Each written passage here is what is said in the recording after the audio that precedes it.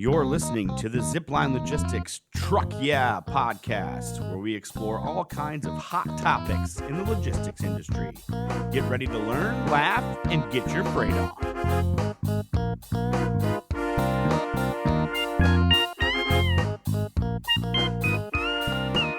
Ladies and gentlemen, welcome back to another edition of the Zipline Logistics Podcast. My name is Jesse Juett. Joined with me, as always, Teddy Lee Knox. Good afternoon, Teddy. Hello, Jesse. How are you? Wonderful. We are talking a hot topic, tariffs today. Two hot topics. In particular, tariffs and their relation and impact on LTL shipments. Mm-hmm. And we're going to define LTL right off the bat. But first, we're going to bring in a special guest, Curtis Garett, the CEO of rateHERO. Curtis, good afternoon. Good afternoon. How are you both doing? We're wonderful. We're Good, wonderful. thank you. We're all jacked up on caffeine. We're bringing you in here into the podcast.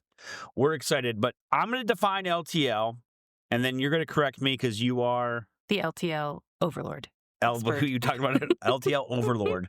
So LTL to me, in my 17 years plus of transportation, less than truckload, less than load, one pallet to probably 12 pallets of shipments can ship typically on a hub and spoke model, which means it would be picked up in one region, taken back to a terminal, maybe go to a final destination terminal, and then delivered out with other shipments from that delivery terminal, if you will. How awful is my description, or what else would you like to add? No, you nailed it. And the magic words hub and spoke, it speaks to the network attribute about the mode, which is really the reason why that a carrier can pick up one pallet in Columbus, Ohio, where you guys are sitting, and send it out to California for only a few $100, because obviously, to send a truck and a driver 2,000 to 3,000 miles costs a lot more. So they're picking up a whole bunch of freight in your area and then consolidating it as they, both where they pick it up, but then also as they move across the country, which keeps the cost down. And there's a whole lot of freight on their trailers, eventually sharing the cost of that transit. And there's a lot of special services involved. LTL carriers can pick up and deliver at a variety of different locations. There doesn't always have to be a big commercial dock, big warehouse scenario. There's a lot of residential deliveries at times, small mom and pop shops, restaurants, hair salons. So it's pretty nimble and flexible mode. I've said in the past, there's kind of the expectations of, the strength and capabilities of truckload, because you do have LTL shippers that will put, several pallets of really heavy freight of, say, 10, 20,000 pounds on the trailer. But then kind of the nimbleness and flexibility of parcel as well. Yeah. Where that same carrier is also expected to pick up and deliver a treadmill in your neighborhood. Right. That's a really good description of it. I like that. The additional elements. So specialty services, hint, hint, wink, wink. Those are all just included in the initial quote that you would get, right? They never charge extra for those. Hopefully. We always hope for that. Yeah, lift gates and things of that nature. Inside delivery. I know we've had white glove services in some of my time dealing with like mall deliveries, or one of my favorites is like city deliveries, or going into New York or a borough, right? That's always a fun wrinkle. Like the truck only has to be 20 feet long. It can maybe has to go up 6 flights of stairs And a freight elevator. Yeah, exactly. Mm-hmm. Always very fun. I've been to some LTL terminals in the New York City metro area, and the equipment's definitely catered to that. A lot of smaller, lower trailers, and the drivers all seem to be a lot fitter too. So Yeah. It's definitely a different breed up there. They're hustling. I like that. Okay. So I'm really okay, excited go that ahead. we're going over this topic, because I feel like, going through LTL and explaining some of these differences and talking about, even the word choices that you use with LTL Mhm. for this, specific topic, talking about tariffs with LTL. LTL carriers also have tariffs of their own. So I think this is where it can get a little bit confusing. Not the same thing, but it's a very, it's similar word, where tariffs can impact the LTL carriers' tariffs and agreements with, vendors, shippers, but also retailers and where they're going to. So I think that that's something really interesting to be able to go through, because even though this is such a versatile mode, it can also be one of the most misused or misunderstood. Sure. And a lot of the carriers are likely updating their own tariffs, as they react to these broader economic tariffs right now. So there's definitely a closed loop to that. And then to your point, Teddy, like any mode or industry really that is so capable and so broad and can serve so many different types of customers and shipments, it gets harder to kind of categorize and regulate because you can basically dump anything into their networks. And so Hmm. that's ultimately why there are so many different tariff rules and accessorial types. Like, it's not like it's a very simple, unified vertical of business they're in. So it is complex. They're herding cats, basically. I like that comparison a lot. That just triggered too, to me, like the different types of products shipping on the same truck as well. That's always you talk about herding cats. I mean, to think of a drum of orange juice concentrate ships next to a treadmill, ships next to a pallet of packaging solution or whatever. I mean, it really is kind of hitting all ends of the spectrum. Absolutely. All right, let's define the LTL tariffs. That's a great call out. Curtis, explain the difference. Well, you don't have to explain the difference, but explain LTL tariffs and what we're talking about there. To me, that's around pricing and, like you said, accessorials. Anything else you want to expound on? Yeah, I guess to further confuse things, there's really kind of two types of tariffs within an LTL perspective. So there's the rules tariffs, which are probably the most commonly talked about, and that's essentially an individual carrier's rules, like rules, terms, and conditions. So that's anytime they've run into a new situation or, you know, gotten burned in a sense or become, unprofitable, they think of a new term and condition to basically account for that situation going forward. And that's why they're hundreds of pages of small fine print, very, very tough to read sometimes. But that's the rules tariff. And then a pricing agreement or a pricing program is also, it can be referred to as a tariff as well. And that's typically more just the actual math behind the pricing, when it comes to the base rate, which is made up of the zip code pair, the weight, and then the freight class of the shipment. So yeah, plenty of tariffs everywhere. Tariffs everywhere. So transitioning into the broad economic tariffs that we discussed. So I believe it was April 9th was Liberation Day, if I'm not mistaken. So we're almost in a month into that here in 2025. It was announced by the president, tariffs essentially on most countries that we trade with, in international trade, ranging from 10% all the way up to, I believe the highest is 145% was with China right now. So, but there's been a 90-day pause, correct, for some of them? There's been a whole lot of change. Yeah. So. Yeah. So can you just run through it real quick? No, I'm kidding. But essentially, there's either a trade deficit or some sort of perceived unfair advantage that other countries are taking of the United States, whatever you want to call it. We're not here to discuss that. But essentially, there's a tax or a tariff coming in from freight being imported into the United States. And so that we're going to talk today about how that is going to impact LTL shipments in particular. Mm-hmm. So, Curtis, as the LTL overlord, how do you see that when that is going to trickle down to the LTL mode? So because of the network effect of LTL carriers, where there's a lot of fixed cost, and especially the current time we're in, where a lot of these big LTL carriers in the past 2 years since Yellow's closure have just spent hundreds of millions of dollars, expanding their networks for the future by buying up terminals and equipment and assets that Yellow basically put up for sale when they went bankrupt. So this has come, very shortly after a period of high investment and a lot of capital expenditure dollars being spent by these carriers. So I know for a fact that they're paying very close attention to the potential freight volumes in the coming months. The only maybe silver lining is that LTL is probably one of the modes of transportation that's somewhat downstream, not necessarily the last one to feel it, but I kind of think of it as, right now, current state, I'd say there's a lot of buzz and discussion about the number of containers and the traffic in and out of the ports, Yep. in these global areas. So I've seen live camera shots of like, hey, here's today with this port in China, and here was the same port a year ago. And the difference in just truck traffic with containers rolling in is pretty astounding. So that's going to have the most impact on the ocean liners and the number of full containers that they're hauling across the ocean.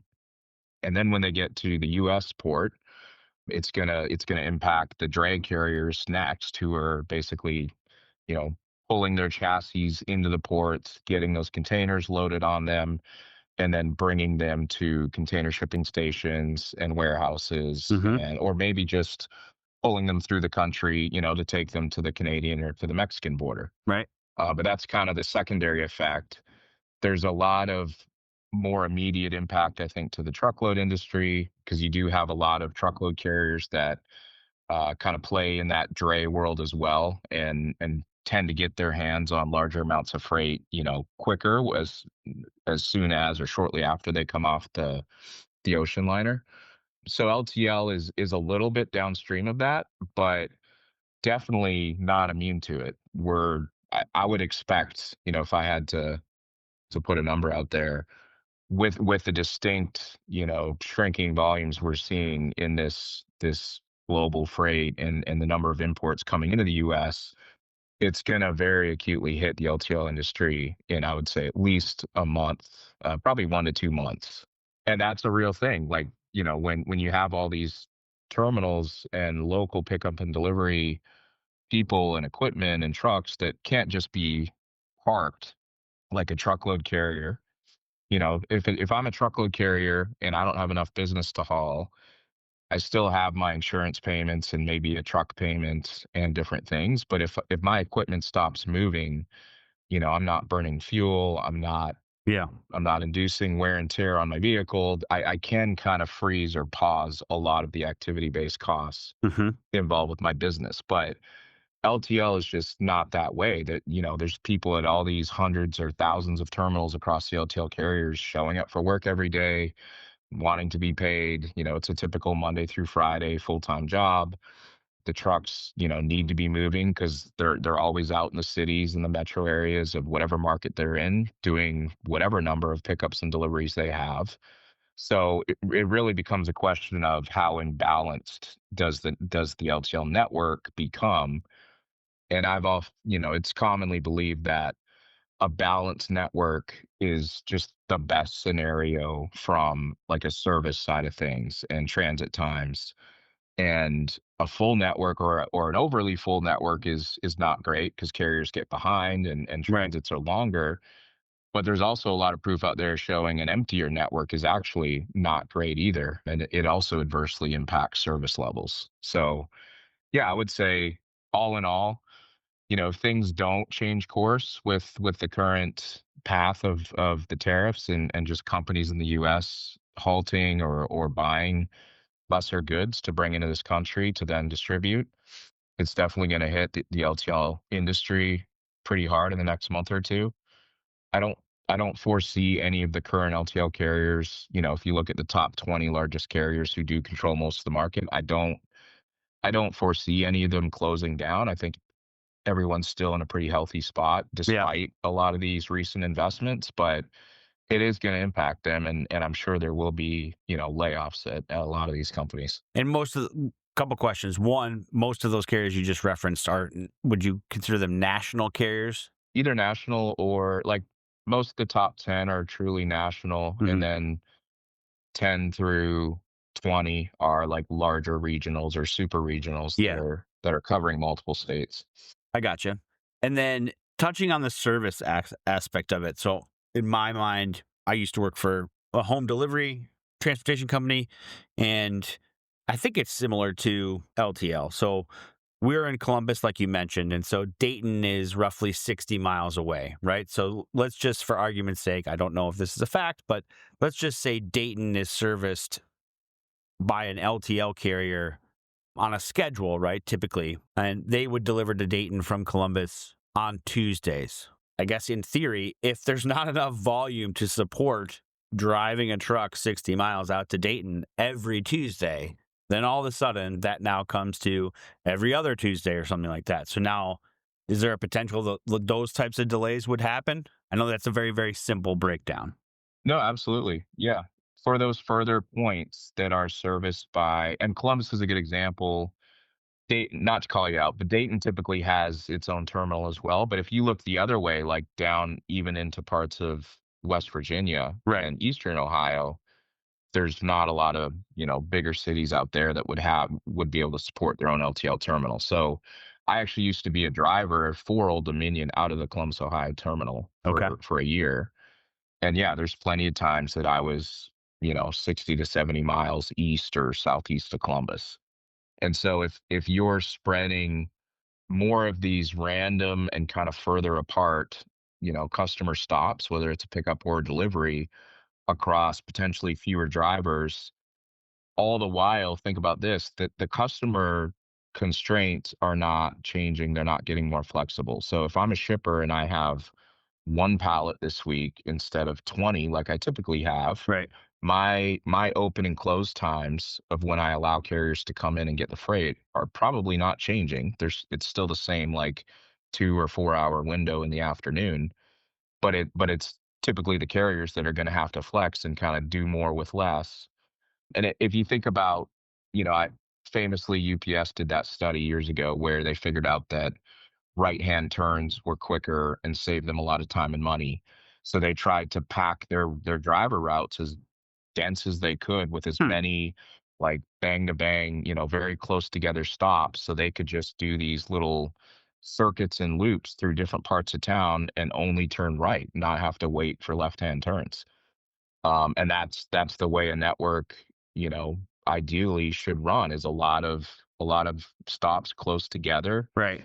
with a high density of freight. So if the density of your pickup and delivery locations is getting more sparse and you've got more drive time in between those stops, but you still have to try to hit those same constrained, pickup and delivery windows, then yeah, you're going to end up missing pickups and deliveries more than you would if you had more freight and more trucks and drivers out there in the market. That's super interesting. Mm-hmm. Are there any particular, I don't know how an LTL carrier would divide up the sections of their business, but do you think any section of the business is going to be hit differently? We talked about treadmills, or maybe it's not product type. Maybe it is those specialized delivery services. I don't know if we should think about it from a different types of services perspective. I think more the product types and the verticals, Yeah. definitely in the retail vertical where there is a lot of goods manufactured in China and other parts of Asia that now are a lot more expensive for these U.S. companies to purchase and bring in. So I've read quite a bit about what the average retail store shelf might look like 2 to 3 months from now as they kind of get a little emptier. So yeah, I think it's going to hit the retail sector, which again, based on everything we just talked through, if lower volumes in an LTL network potentially means, more challenges on the service side and more kind of fine tuning and working with your carriers, I mean, it really would assume, make the assumption that working with an expert on the retail side of logistics is the best way to go instead of just, if I'm a shipper and, I'm buying less, I'm shipping less, but I still have those same expectations of my carrier, it probably won't work out as well. I keep going back to thinking about the retail shelf. So, and thinking about inventory as well. So, we saw a lot of people panic buying again. Everything. They don't know where it is imported from or produced or anything, but these are the things that they have on, and their staples. So they go out and they make sure that they have them because they don't want someone else to take the last, case of beverages or food or whatever it Are might you be. speaking from experience, Teddy? Oh, no, not at all. But like thinking about how we work with a lot of customers to get to the point where they start out as these just-in-time shipping models, and then they continue to grow and grow their shelf space and go to more of a, truckload model or maximizing their truck space or pallet space. But I keep thinking about, how inventory is impacted by, where your products are coming from, produced, getting ready to be shipped, and going back to that just-in-time shipping model, which LTL is so amazing for. So I'm keep wondering if it's going to be kind of back to a more of a model where they have to have these 2 to 6 pallets shipping consistently to make sure that things stay where they're supposed to, rather than constantly going back and forth between, tariffs are on, 90-day pause. It's back again, 90-day pause. We are not going to learn. We're going to continuously go out every single time and panic buy the Pop-Tarts and make sure that we get them, where they're supposed to be. So I feel like that's going to impact kind of how those models look for the retailers. And I also wonder if that's going to impact some of the, grocery store retailers that people work with that deliver to the stores versus going to the store directly. That's kind of what I'm interested in. And I think both of those things thrive on LTL. LTL is needed to make that work.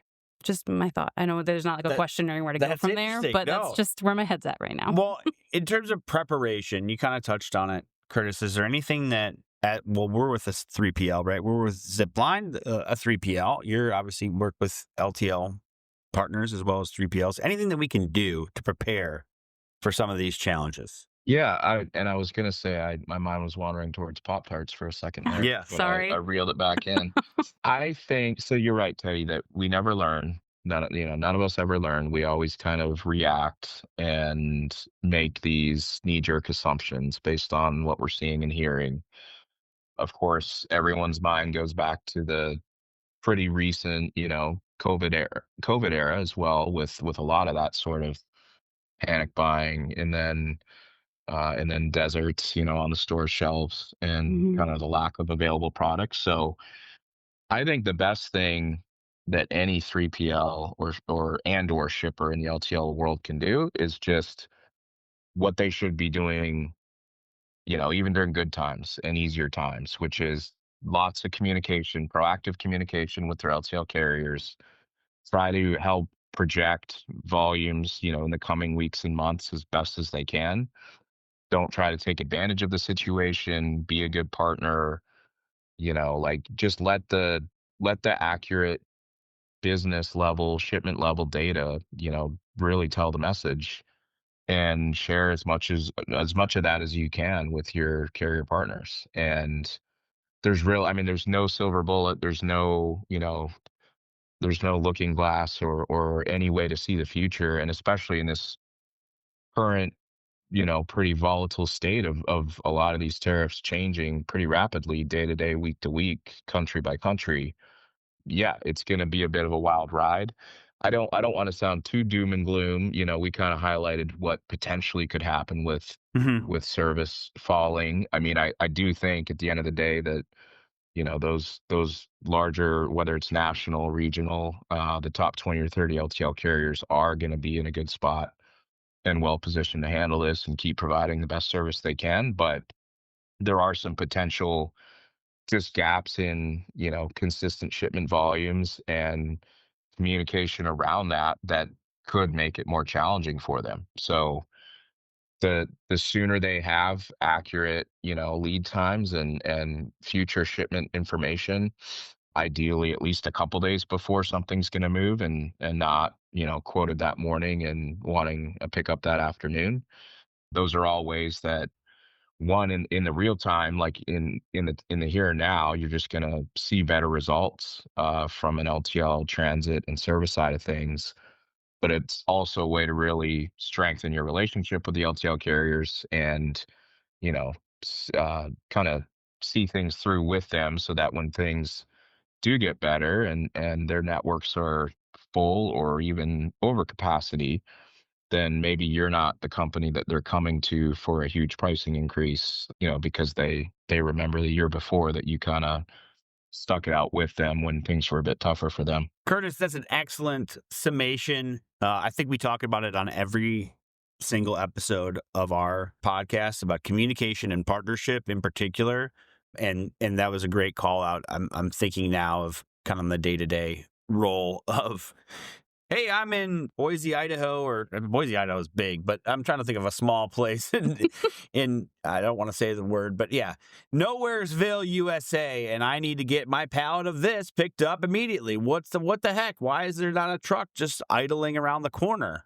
Right. Right. And that's the expectations. And it just unfortunately, it doesn't work like that. And it's definitely not going to work like that as we see these challenges coming down. But I echo your sentiments that typically we find a way, especially in logistics, to figure it all out and to knock it out of the park. Right. That's kind of our jobs. So I am bullish on figuring out real-time solutions over the next probably quarter or so, especially through the summer months, as we wait until some of this stuff kind of gets more solidified. I think that's also something it could change pretty quickly, right? And be a new path forward. So fingers crossed for that, and then we can drive some more stability. But Curtis, thank you so much for joining us today.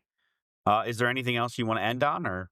No, I appreciate you guys having me. It was a good chat. I mean, we all just need to stay curious, stay positive, and don't forget the basics. Keep executing on the communication and partnership side. And really, it makes me think of kind of the value of a 3PL in times like this, where they have a bit of a higher level view of aggregated, multiple customers, shipment data, probably some tools and connectivity that are built to allow the carriers to see into that more so than maybe just an individual shipper might have.